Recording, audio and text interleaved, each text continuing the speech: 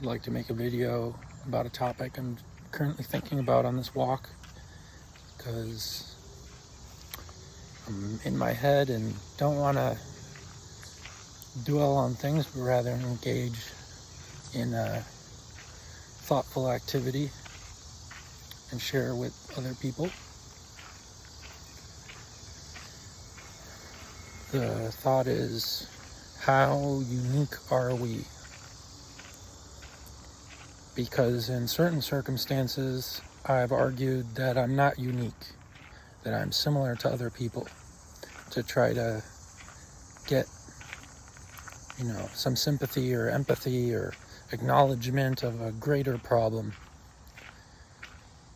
And then in other cases, I've argued that we are unique, to try to say that we shouldn't be labeled or compared in a way that is so analytical, that makes us feel less, that divides our being into portions that that makes us feel like we're mixed with something or diverging from something different degrees, even though that's a statistical analysis. It's not a reality. The reality is that we come from a source, and that we are individuals. We are beings and organisms. And if you study biology, that idea that we're 100% ourselves, it's not just a philosophy. That's found in biblical books, religious books, like in the concept of salam or shalom. It's a perspective on biological certainties of observations that have been refuted and passed through the test of the scientific method. Processes like meiosis, processes like crossing over events. These are all cellular processes that create a unique multicellular organism. So to say that we are unique, it's not just some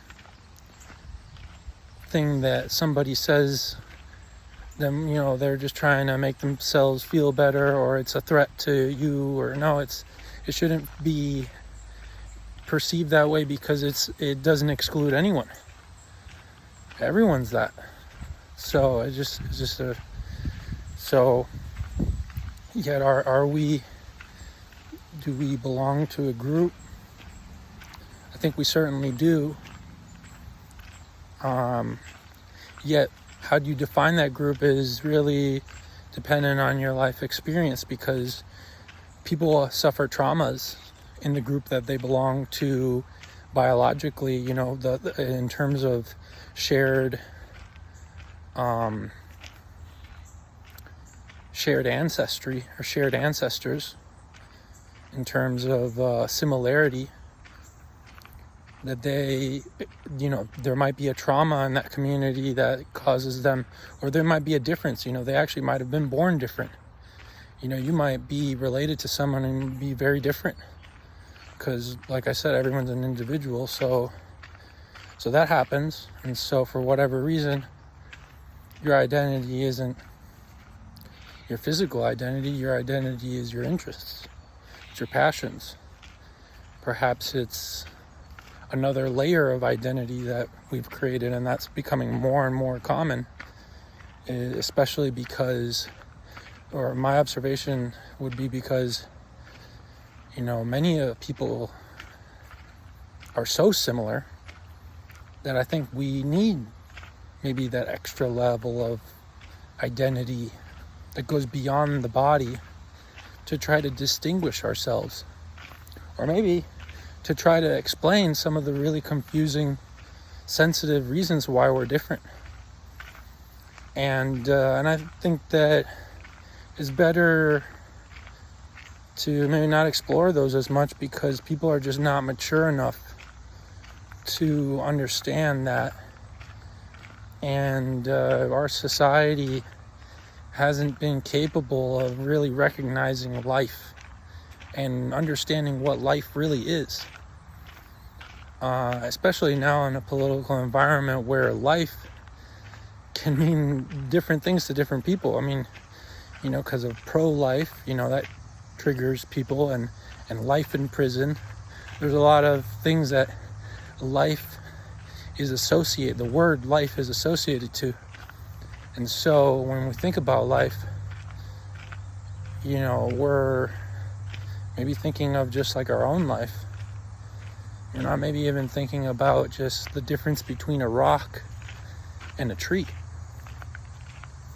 and the similarities between trees, and the similarities between humans and other animals, and the differences, and we're often focusing on differences. So, yet, to me personally, I'm not this guru who I grew out this beard because I think it looks Muslim, and I like Islam, and I like the Quran, and that culture of the Bible and all those things. And it's also easier to maintain because I can just let it grow out, and all I need to do is shave my mustache a little bit,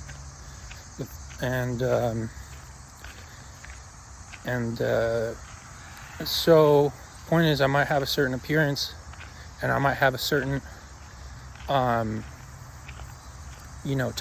talk about these religious topics. I talk about things to people, trying to teach them things or trying to communicate things,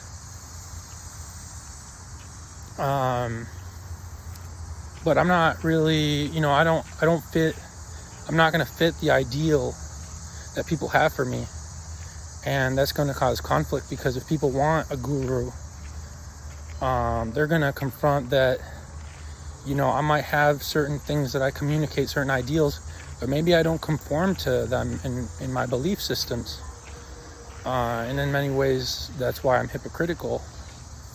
And I think we all are, yet we tend to just be very critical of the other people, and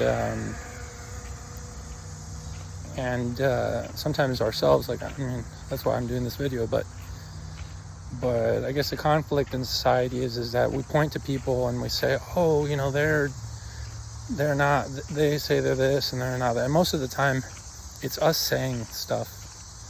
No one ever goes out. That's why I believe what happened to Jesus is Jesus was out there doing stuff, and he knew what the scriptures meant, and so he was telling people, and they raised him above the rest, and he was distinguished because of the things that he could do, about the knowledge that he had.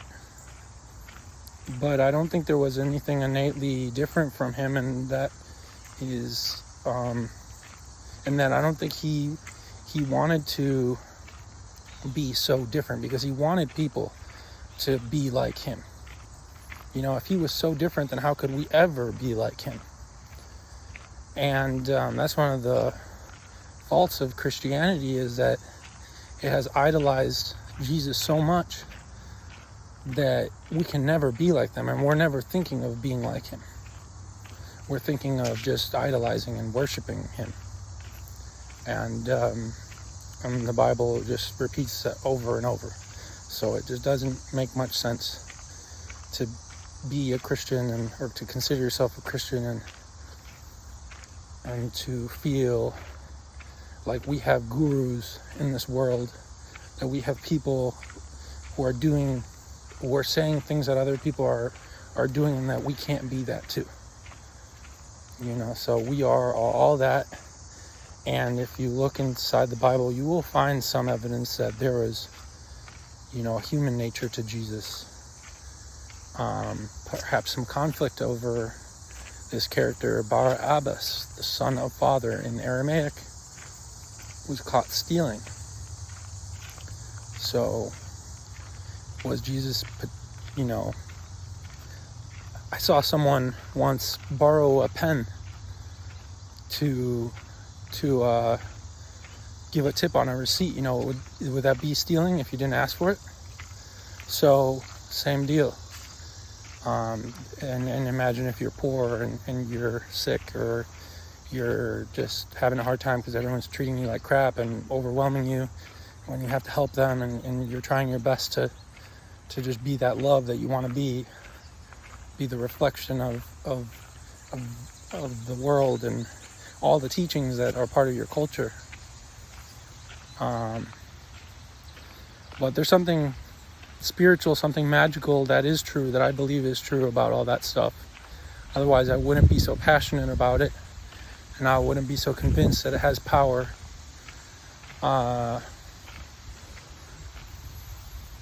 And that's one of the things that inspires me to talk about the things that I talk about, and it gives me purpose even when I feel overwhelmed by the mistakes that I've made and the things that I've suffered. And now I'm learning about Prophet Muhammad, and I think a lot of us in the West are very quick to judge him because of the things that we say about him, and about the things that are written. Yet if we use the Bible as a guide to understand the scriptures themselves, we see that religious books are written by scribes, and that scribes are part of a religious system of institutions that control texts, and there's allegories within the book of Revelation that reveal that this system is acting against the ideal wisdom that it's trying to promote, and that it is hypocritical in nature, and that we should be aware of it if we don't want to be misled. That's what I believe the woman in the red represents, the harlot, because this is all, coming from a Jewish community, so you have to go into the Torah to understand all these allegories. One of the allegories was taught to me by somebody online. They taught me that 666 could represent the weight of gold that Solomon had. So it's a person. It represents the name Solomon. Solomon is based off of the concept of salam or shalom. So it's that's the guiding sort of principle. Back to the harlot. The harlot, is very kind of a powerful negative imagery of women. It's I believe it represents the church as an institution, because in the Tanakh, polytheism, which I believe is seen more from a philosophical perspective, but yet also from a ritual religious perspective, is seen as not being faithful in a marriage. So harlotry, in the sense of someone, being promiscuous to a damaging extent, or to something enough where someone's being shamed for it or whatever, is allegorical for some sort of institutional behavior, like a deviation from the original wisdom, which is monotheism. Now, you can think of all these other things like Easter or Christmas, and you think that's, the polytheism that they're talking about. And it could be, but these books were written very early on in the history of Christianity, and I don't think those really caught on until the Roman Empire started Christianizing, Germanic lands in the north, which was later on. So, or just any land in Central Europe where they had those sort of traditions, and I value those traditions. I think that they're unique. However, I think it's good for people to know that they're not from the Bible. They're different. They're local, regional traditions. And, they weren't commanded by a God that wants you to practice them in another environment that might damage, that environment and the people and their self-awareness, because people are holy, right? So what is it? I think that they were critiquing the cult of Satan, because in our modern religions, we always talk about Satan. We're always talking about how scary it is, how bad it is, how it's controlling our lives, how we have to get away from it, and this and doing this and that. And, so much so that when people get mistreated by religious people, they're like, oh, I like the Satan thing. It seems to be fun because it's the one doing the music. It's the one doing the things that are just naturally pleasurable. It's part of our nature, right? So, but that's all just ignorance that has just been created over generations by people who are doing the same thing all of us are doing now. It's really, nothing has changed under the sun. We shouldn't feel excessive shame for who we are and what we think. But just knowing, the consequences of it. And so people think that they, that there's a second entity that has as much power or even rivals the power of the one God that we're supposed to worship. And the word God is interesting because many people don't like it because of the way they've been treated. And it sort of lost its meaning. It's there's been a semantic shift. And so people don't understand anymore where it came from, what it really means, what that word is trying to convey. And so sometimes I like to use the word Allah. That's equivalent to the word Allah or Elohim. And then there's the word in Hebrew, or that people say is Jehovah, like Jehovah's Witness. Or, traditionally they say Adonai. And, that sort of paints a picture of what type of force is this? What type of Allah is this? Or what type of Ilah? Because there's distinctions then between the deities and the deity. And that's just I feel like it's just wisdom. It's just like, we're talking about Buddhism, we're talking about Zen, and all of the, gurus and things, they're all saying, everything is one. And that just sounds so much nicer than saying there's only one God.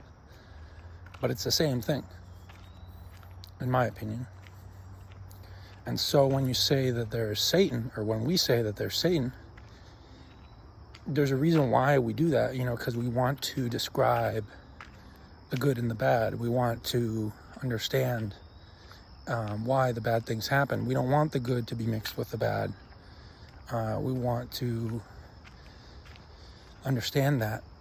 And so we've created this other entity, and we've also used it for nefarious purposes to try to control and fear people, because we want to control people. We want to tell them not to do the bad things, or sometimes we want them to do the bad things without knowing they're bad. So, we call it Satan, And then we say, go kill for God, when they don't know that killing is Satan, because that's where the word comes from.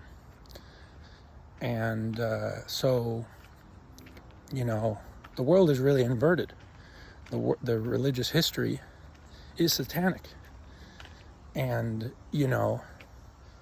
so many people use that as their reasoning as to why they want to leave religion.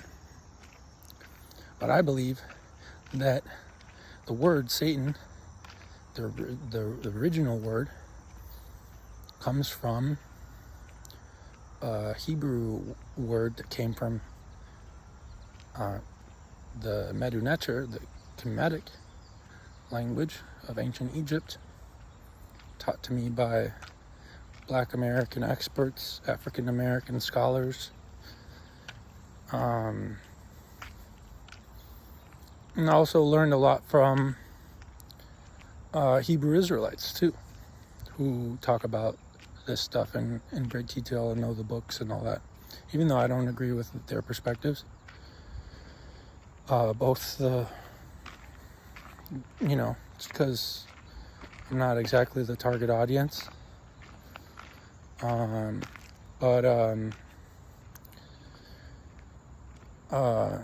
that's not saying that there isn't wisdom. There's knowledge and all this stuff.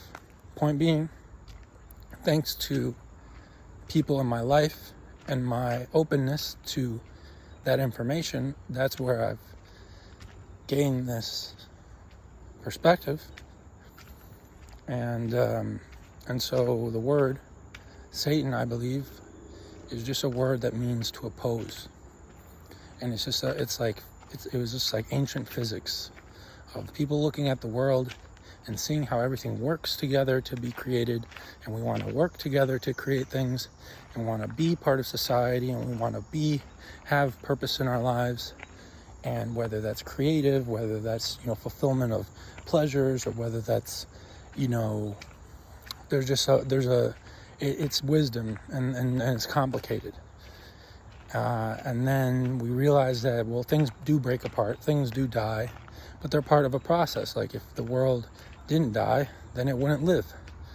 And so, it's all one, but there is a force that is opposing.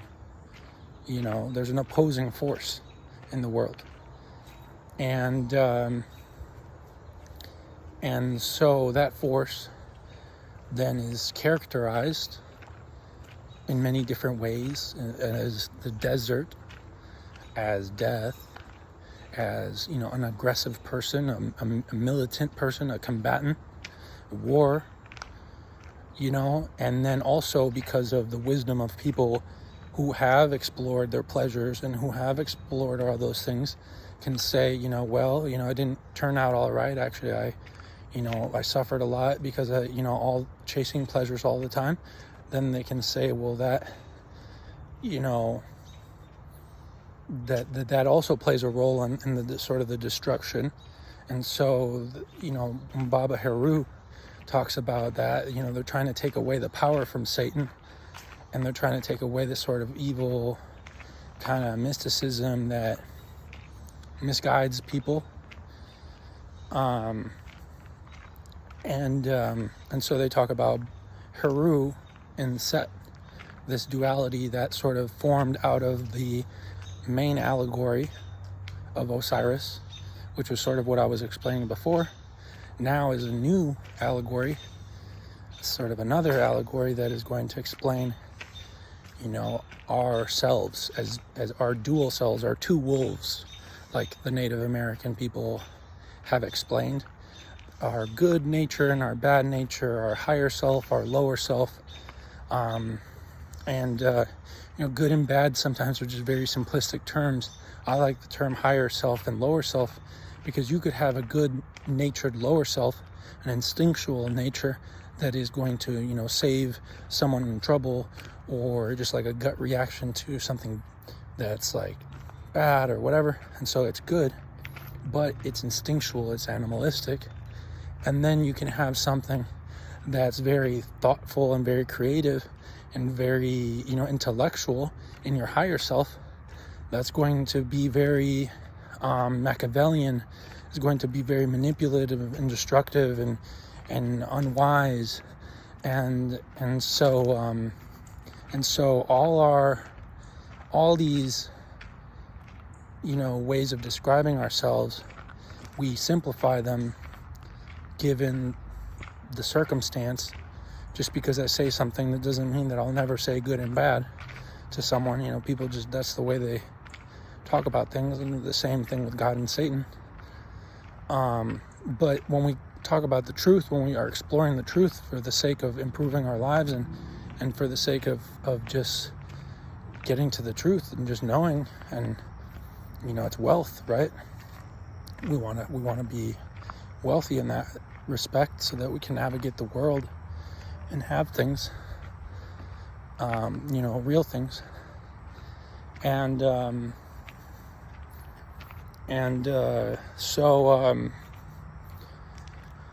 So we start trying to understand, where does this information come from?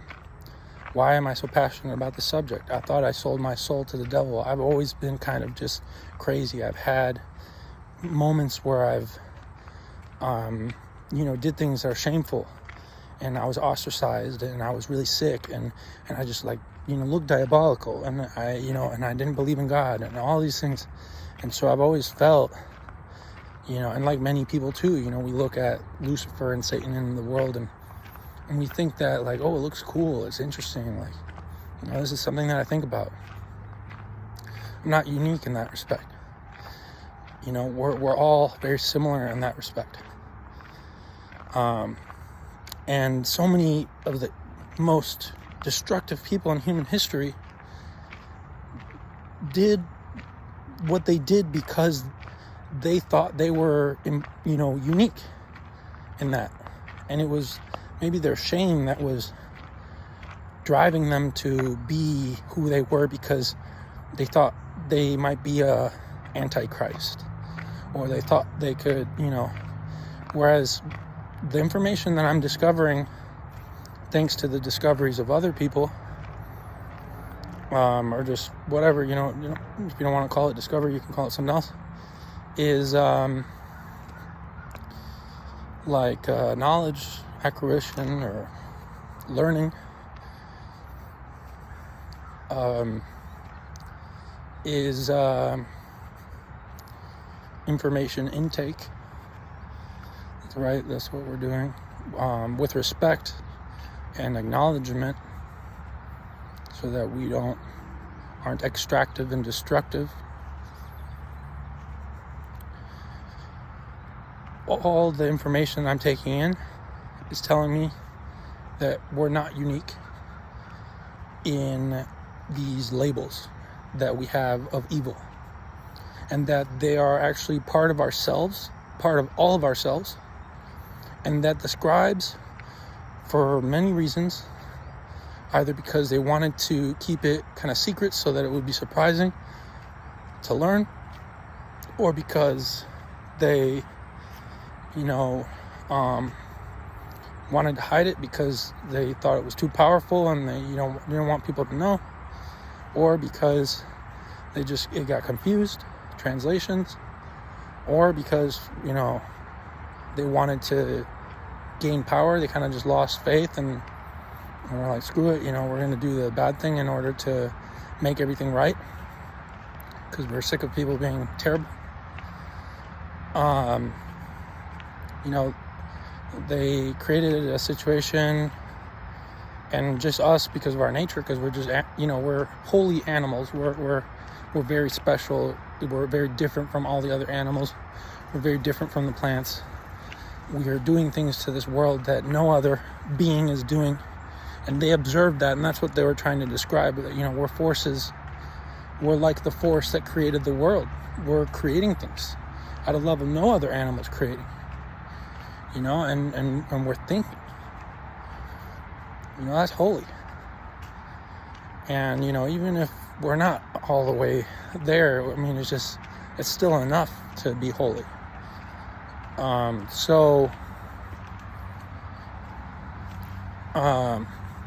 that's subjective. we don't know who's there and who's not.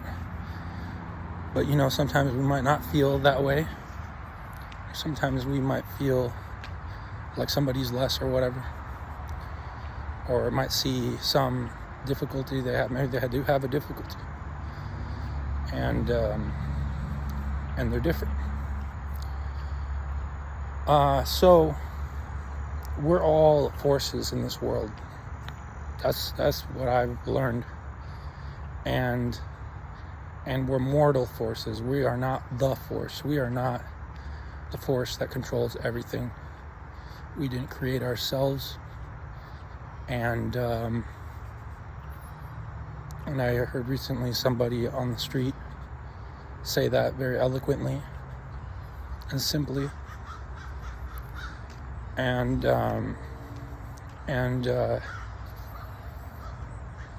they're from Arkansas, where they experience a lot of violence. And I don't think the force is characterized by violence. We look at the world and we think that's all about competition because we think that's what Charles Darwin said. But in the documentary called I Am, by Tom Shadyac, he talks about that the world is characterized by cooperation and forces that cooperate and combine to create, because otherwise the world wouldn't exist. And so that's not an obligation, but that's just how it is. That's just how it can be. There's sometimes when it's not. And so, but most of the time it is. And so if we want to be part of that, and we want that life, which we're living now, and we're doing all these things, interesting things, like watching some guy on YouTube talk about, a lot of different ideas, then, we sort of become in union with that. We become one with it. And that concept is very powerful. It's being one, being complete, being at peace, being, feeling like, we're submitting to it because, it's a higher ideal. It's bigger than us. And we're kind of like becoming it and listening to it instead of resisting it. And, but that's a complicated matter, because then how do you identify? And what if you, somebody's just saying that to just get you to do what they want you to do, and that's the problem. We don't know, and but people have faith, and they can discern, and so that's what they use to navigate the system. And so then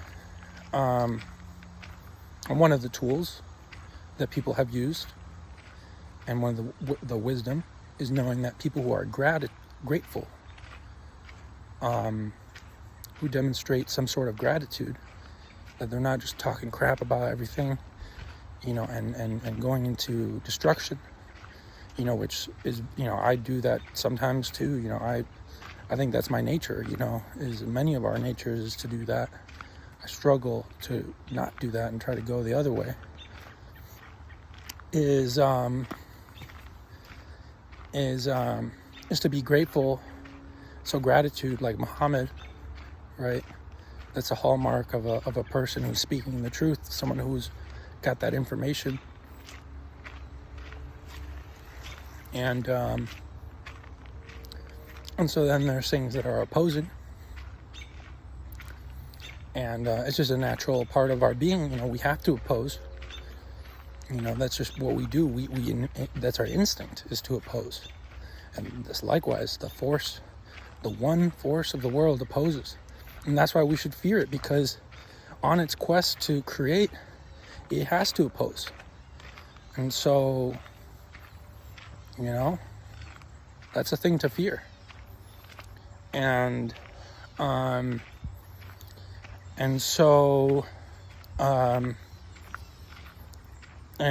that should give us, some indication of like how we should interact with each other, because we're all forces, we're all reflections of that. And the one way that we can be on the wrong is by opposing each other, or just not being aware of like where we fit in the world. And sometimes we're just like victims, and we perish for another reason.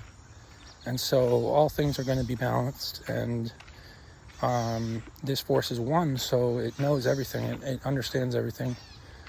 It's just us with our limited perception trying to reason things in a world that is largely governed by reason, and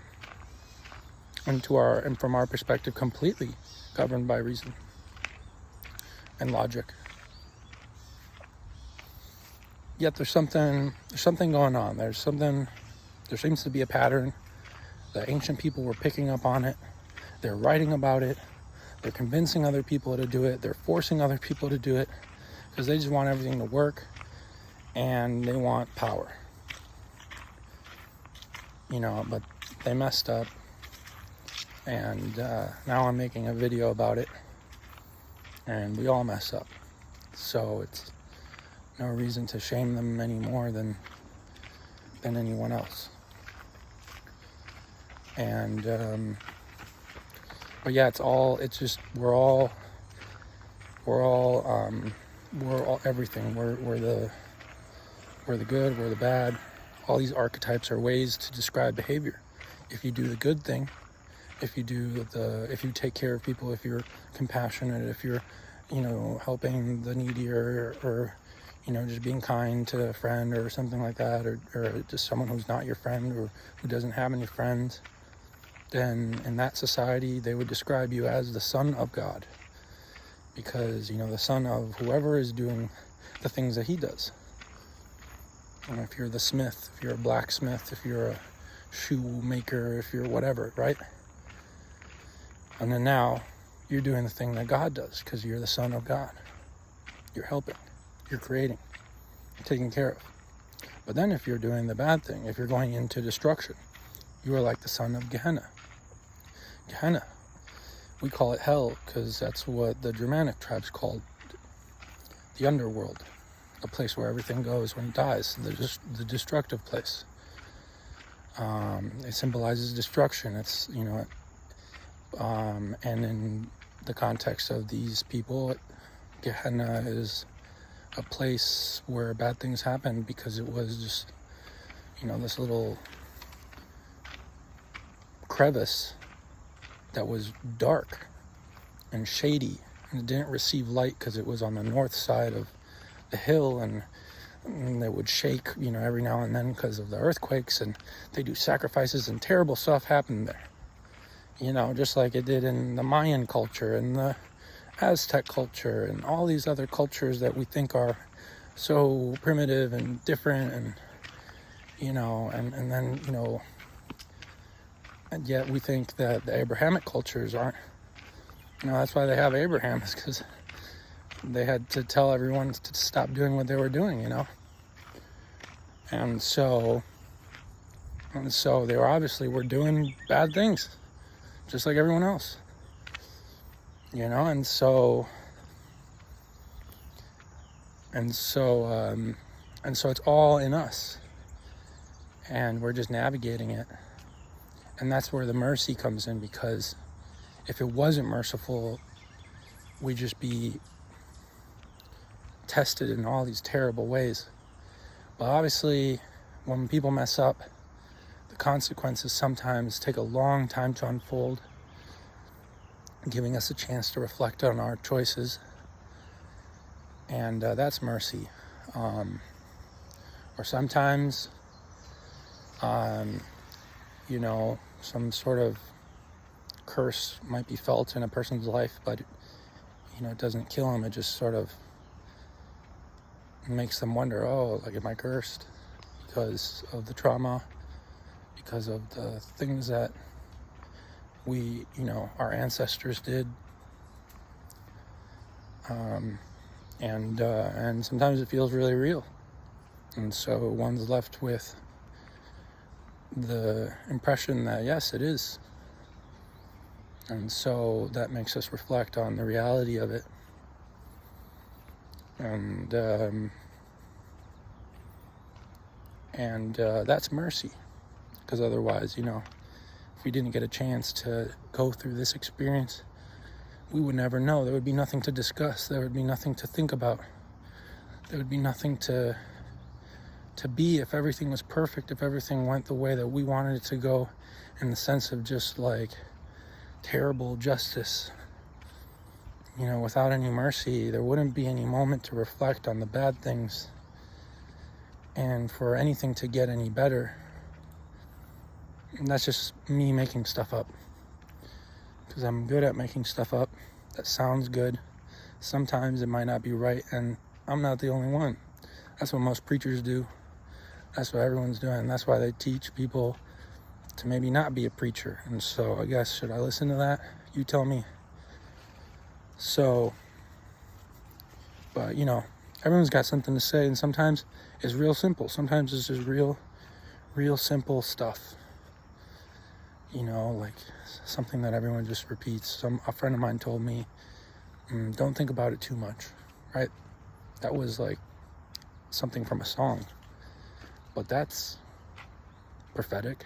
That's something that they're speaking forth, and that's a simple message. But if it's going to haunt somebody, if it's going to send them to a bad place, maybe then that's false prophecy.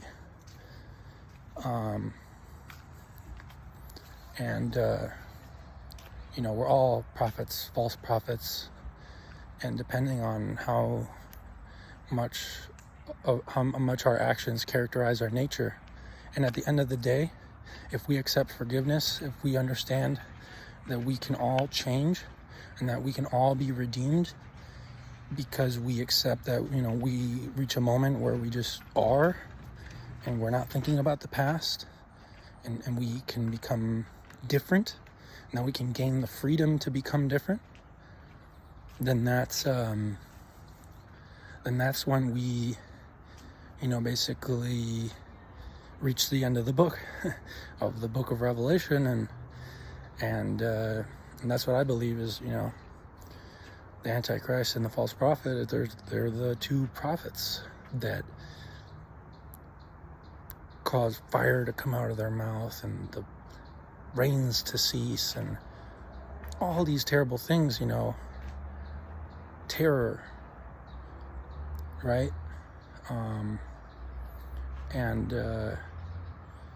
Life isn't about terror, but sometimes it is. And at the end of the day, we just want to know that we can change. And that's what I believe it's all about. And that the good and the bad are within us to choose from, and that just acknowledging it and feeling like we can start over is what allows us to become who we are and become many different things that are going to fulfill us and give us peace.